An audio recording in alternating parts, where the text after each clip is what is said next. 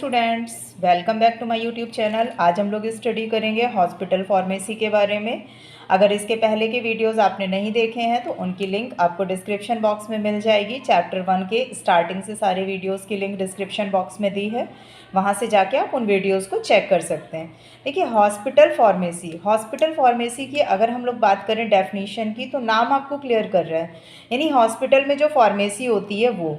तो हॉस्पिटल में फार्मेसी का मतलब क्या होता है? जो फार्मासिस्ट आपका अपॉइंट किया जाता है, जो कि रजिस्टर को मेंटेन करता है, कौन सी ड्रग आपके स्टोर में है कि नहीं है, कौन सी ड्रग किस डिजीज़ में दी जानी है, या डॉक्टर जो लिख रहा है कि उसमें कौन सा कंपाउंड है, कौन सा मिक्स करना है, कौन सा मैन्युफैक्चरिंग में यूज़ किया जाना है, वो सारी चीज़ें आपकी किसके अंदर आती हैं? Hospital pharmacy. देखिए, हॉस्पिटल फार्मेसी हॉस्पिटल का मेन और इम्पॉर्टेंट डिपार्टमेंट होता है। वेल क्वालिफाइड फार्मासिस्ट जो होते हैं, रजिस्टर्ड फार्मासिस्ट के द्वारा इसको कंट्रोल किया जाता है। और इसमें जो ड्रग की मैन्युफैक्चरिंग होती है, कंपाउंडिंग होती है, स्टोरिंग होती है, डिस्पेंसिंग होती है, वो सारी की सारी चीज़ें इसमें की जाती हैं। अब अगर हम लोग बात करें कि हॉस्पिटल फार्मेसी के फंक्शंस क्या होते हैं, तो ये देखिए, हॉस्पिटल फार्मेसी के फंक्शंस में सबसे पहला फंक्शन आपका आ जाएगा, दवा को रिसीव करते हैं वो लोग, दवा को स्टोर करके रखते हैं। स्टोर करने के लिए कौन सी दवा किस कंटेनर में रखनी चाहिए, उस कंटेनर में रखते हैं। और उस दवा को पेशेंट तक कैसे पहुंचाना है, उस दवा में अगर पेशेंट्स को मतलब ऑल्सो मैन्युफैक्चर फार्मास्यूटिकल, यानी उसको कैसे मैन्युफैक्चरिंग करना है और कैसे उसको पेरेंटल प्रोडक्ट यानी फाइनल प्रोडक्ट को हमको प्रिपेयर करना है। और उस मेडिसिन को provide medicine to hospitalised and ambulatory patients. तो हॉस्पिटल में जो पेशेंट्स होते हैं उनको, और जो एम्बुलेंस में पेशेंट होते हैं उनको, वो मेडिसिन हमें कैसे प्रोवाइड करानी, उन सारी चीज़ों के जो काम होते हैं वो सारे किसके हैं?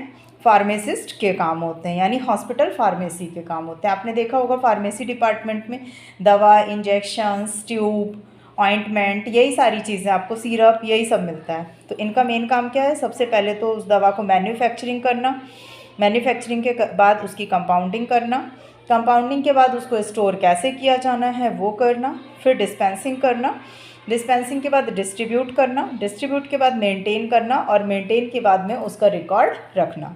रिकॉर्ड रखने का मतलब है, आपने देखा होगा मेडिसिन में एक एक्सपायर डेट भी होती है, तो इसलिए इनका सारा रिकॉर्ड्स इनको रखना पड़ता है। अब अगर हम लोग बात करें स्कोप ऑफ हॉस्पिटल की, तो हॉस्पिटल का स्कोप क्या क्या है? तो पहली चीज़ तो हॉस्पिटल फार्मेसी हॉस्पिटल में जो भी पेशेंट्स होते हैं उनको जो भी ज़रूरी होती हैं वो दवाइयाँ प्रोवाइड कराती हैं।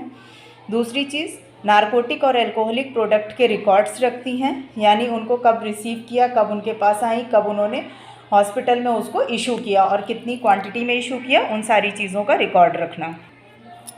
इसके अलावा ड्रग से रिलेटेड जो भी इसेंशियल इन्फॉर्मेशन होती है, नर्स और हॉस्पिटल स्टाफ को वो लोग उसको प्रोवाइड कराते हैं। हॉस्पिटल स्टाफ और पेशेंट्स के लिए एक कंसल्टेंट के रूप में काम करते हैं, यानी अगर हॉस्पिटल के किसी भी स्टाफ को या किसी भी मरीज़ को उस मेडिसिन के बारे में नॉलेज नहीं है तो उसको एज अ कंसल्टेंट सारी जानकारी देते हैं। ड्रग का जो सप्लाई होता है उसके लिए रिकॉर्ड रखते हैं।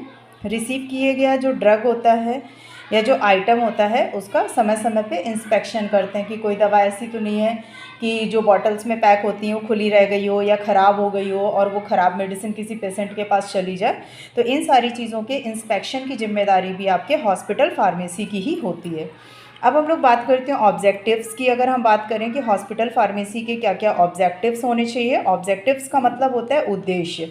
तो सबसे पहली चीज़ है कि गुड क्वालिटी में प्रोवाइड कराना चाहिए, हाई एफिशिएंसी होनी चाहिए और अफोर्डेबल कॉस्ट होनी चाहिए दवा की।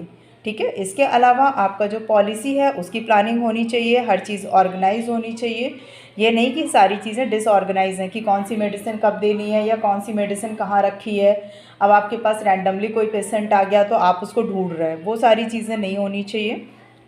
इन्वेंट्री कंट्रोल होना चाहिए, यानी कि कब परचेज़ किया गया, स्टोरेज मटेरियल कैसे मैनेज करना है, उन सारी चीज़ों का, उसके रिसीव करने का और उसको इशू करने का, कौन सी मेडिसिन आपने कब रिसीव की है, कब उसको इशू किया है, उसका रिकॉर्ड होना चाहिए आपके पास। सारे रिसर्च प्रोग्राम और एजुकेशनल प्रोग्राम्स के प्लान होने चाहिए आपके पास। इसके अलावा हॉस्पिटल के जो भी इंटरेक्ट होना चाहिए, यानी जो कोऑपरेट और कोऑर्डिनेट स्टाफ होता है या हॉस्पिटल के जो भी मेंबर्स होते हैं उनके साथ में आपका इंटरेक्शन होना चाहिए। तो इस तरीके से आज हम लोगों ने स्टडी किया है हॉस्पिटल फार्मेसी के बारे में। अगर आपको इसमें कहीं भी कोई भी पॉइंट नहीं समझ में आया है तो कमेंट सेक्शन पे जाके आप कमेंट करके उसको पूछ सकते हैं। और अगर वीडियो पसंद आया हो तो लाइक करें, दोस्तों के साथ में शेयर करें, और ऐसी अच्छे अच्छे वीडियोज़ देखने के लिए चैनल को सब्सक्राइब करना बिल्कुल भी ना भूलें। Thanks for watching.